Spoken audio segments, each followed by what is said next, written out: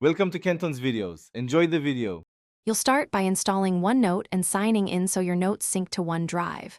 Once installed, open it and sign in with your Microsoft account. This enables cross-device access and backup. Make sure to grant storage, camera, and microphone permissions when prompted so you can add images and recordings. Next, create a new notebook and give it a clear name.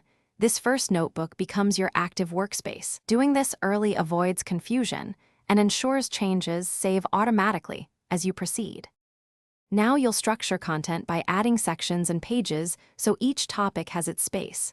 Use your S Pen or finger to write, draw, or highlight. OneNote preserves strokes and lets you convert handwriting to text if needed.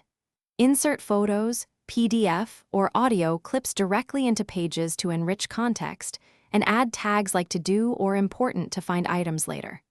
Once done, arrange pages by dragging or use section groups for larger projects, so navigation stays fast and logical. Finish by organizing and sharing. Reorder pages, merge sections, and apply colors for quick scanning. When you share a notebook or page, choose Edit or View permissions and send the link. Collaborators will see updates after sync. Export important pages as PDFs for archiving, and enable automatic backup in OneDrive settings to protect work. If sync or access fails, first toggle Wi-Fi and force a sync, then sign out and back in. Also verify OneDrive storage to rule out quota issues. Thanks for watching. Consider subscribing if we helped you.